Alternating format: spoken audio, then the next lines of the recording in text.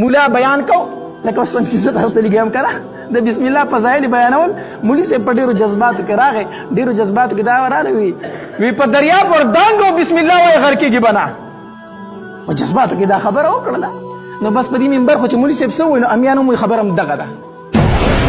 حدیث مبارک کې راځي نبی علیه الصلاۃ والسلام فرمایي وی هر د لوی شان کار چې بغیر د بسم الله نه شروع شوه بلنډې بوچي تاکي برکت نه کم کار چې دم بغیر د بسم الله نه شروع کو کنه دا به برکت په دې کار کې برکت نه حدیث مبارک کې راځي نو هر کار چې شروع کړي نو مخکې تنه سوایا بسم الله وایا ځکه چې د بسم الله نه بغیر کار شروع کو پای کې برکت نه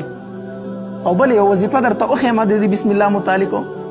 دا د سر د درد علاج دی د سر د درد څه شی دی علاج دی عمر رضی الله تعالی دور خلافت ته یو بادشاہ ورته خط راولېګو په خط کې ورته دا ولیکل وی امیر المؤمنین زما په سر باندې ډیر زیات درد دی سمېږي نه بعضې خلکو ته نیم سیرې وایي څوک ته څه وایي څوک ته څه وایي که نه درد وي کله په یو طرف کې کله په بل طرف کې ښه کېږي نه په دوایانو هم نه ښه کېږي نو هغه بادشاه ورته خط راولېږو عمر رضی الله تعالی ته وي په سر مې درد دی او ښه کېږي نه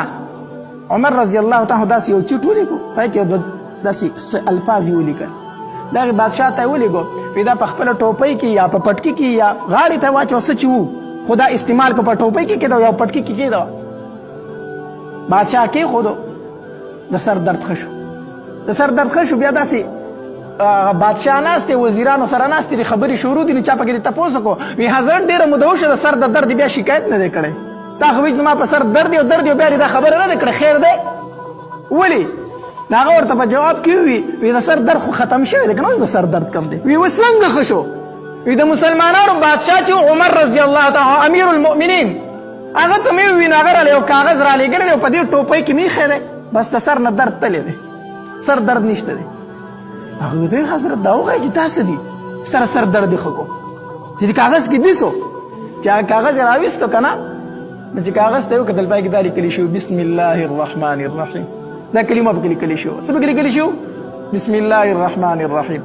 هغې بادشاه ته وزیرانو وی حضرت چې په دې بسم الله کې دومره زور دی نو چې دا بسم الله په کوم قرآن کې موجود ده په قرآن کې به څومره زور وي په قرآن کې به څومره زور وي نو دا د سر د درد لپاره هم ډېره بهترینه وظیفه ده بسم الله الرحمن الرحیم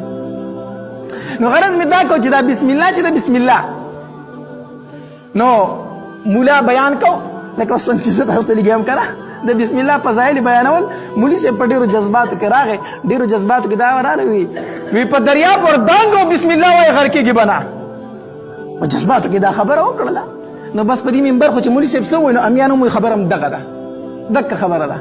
یو باندې چې و هغې مولوی صاحب شکر دی د لوی تاوانه دې بچ کړم زما خو د سین راپورې کور دی نو چې مانځل راځم نو هم رانه پیسې مان کې اخلي او چې زم هم مان کې رانه پیسې اخلي پتلوک راتلو کې رانه مان کې پیسې اخلي نو دا زه په مصیبت ګیر شوی ما دا ورته لویه وظیفه وښوله د تاوان نه دې بچ کړم باندچي چې دریاب غاړې ده ورغلی د سیند غاړې ده وی بسم الله الرحمن الرحیم او په دریاب یې وردانګلې پورې وتی دی دا خو یې غټ کار وشو اوس چې بیا راځي چې بیا بسم الله وایي په دریاب راوخېږي دې خوا راوړي یاره وی دې مولي صاحب خو راسره ډېر ښه کړي دله ډوډۍ کوم دله څه کوم ډوډۍ کوم دا خو ډېر نیک عمله سړی دی مولي صاحب له ډوډۍ وکړه وی حضرت نن به زما میلمه وي ټیک ده مولي صاحب ورسره روان شو چې تلو د دریاب غاړې له نو مولا خو مخکې رواني و مقتدي خو بس خامخا وروسته رواني که نه چې دریاب غاړې ته تلي مولي صاحب ودرېدلی ده ورته یې ځه که نه